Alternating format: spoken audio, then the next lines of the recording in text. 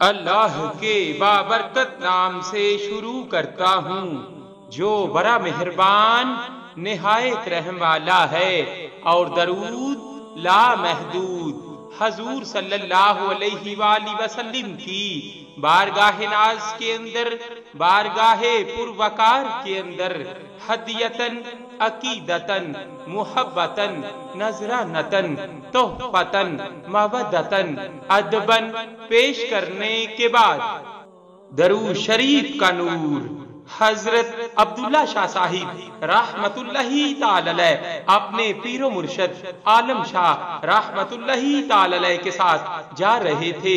راستے میں ایک آوا آیا جس میں آگ برک رہی تھی۔ خلیفہ نے فرمایا، عبداللہ شاہ تم ہماری بات مانو گے؟ انہوں نے کہا جی ہاں۔ فرمایا اچھا اس پزوائے آوے میں جا کر کھڑے ہو جاؤ۔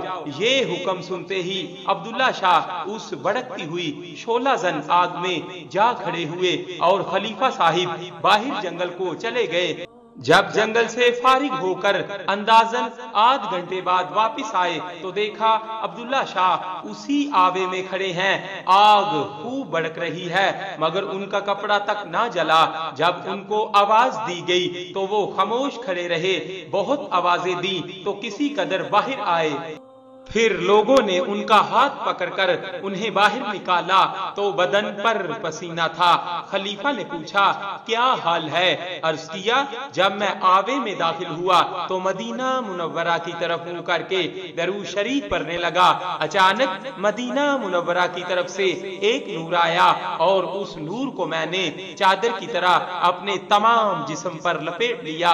آگ کی گرمی مجھے بالکل بھی محسوس نہیں ہوئی، اور یہ جو میرے بدن پر پسینہ ہے یہ آگ کی گرمی نہیں بلکہ اس نور کے حالے کی گرمی سے آیا ہے۔ صلی اللہ علیہ وآلہ وسلم۔ صلی اللہ